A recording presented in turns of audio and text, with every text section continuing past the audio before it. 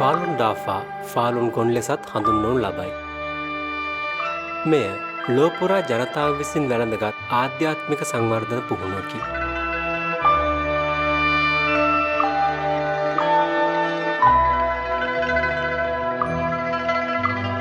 එක්දාස් 992දී ලියහොන්ෂි මහතා විසින් චීනයේදී හඳුන්වා දුන් ෆාලුන් ඩාෆා 1999 වන විට මිලියන 100ක් දෙනා පුහුණු වූ බව ඇස්තමේන්තු කර තිබුණි.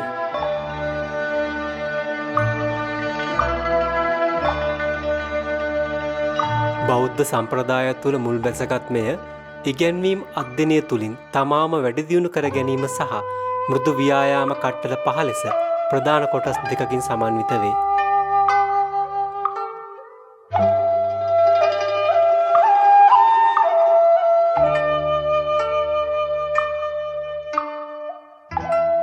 අද මෙම පුහුණුව රටවල් සහ කලාප 100කට අධික ප්‍රමාණයක පුහුණුවනු ලබන අතර ලී ගුරුතුමාගේ ඉගැන්වීම් භාෂා 40කට වඩා වැඩි ගණනකට පරිවර්තනය කර තිබේ.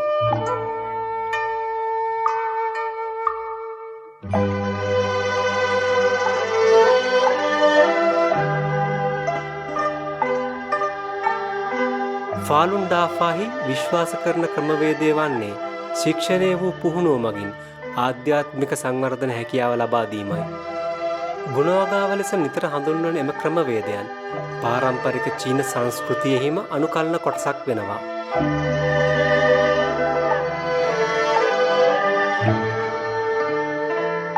ෆාලුන් ඩාෆා පුහුණුවන්නන් ඔවුන්ගේ චරිතය සකස් කර ගැනීමට උත්සාහ කරන නිසා අහිතකර බැඳීම් අත්හැරීමට විශ්වයේ මූලික ගති ලක්ෂණයන් වන සත්‍ය, කරුණාව සහ ඉවසීම උගන්වනවා.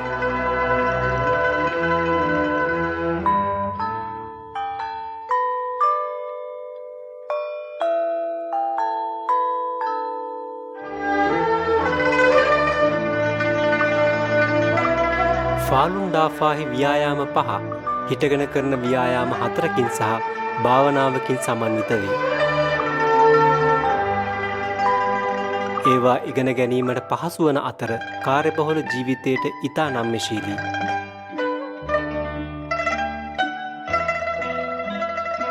ව්‍යායාම ශරීරය තුළ ශක්ති සංසරණය වඩවනවා, අවහිරතා විවෘත කරනවා සහ අපවිත්‍රතා ඉවත් කරනවා.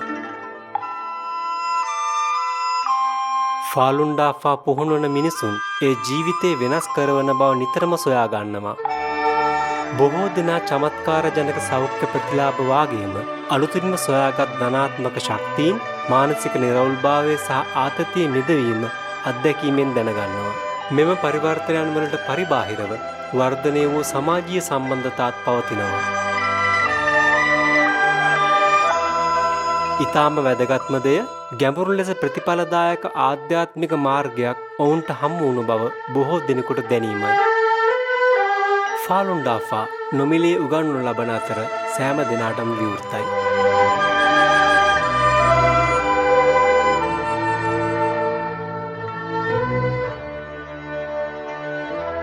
ඉගෙන ගැනීම සඳහා www.falundafa.org වෙත පිවිසෙන්න.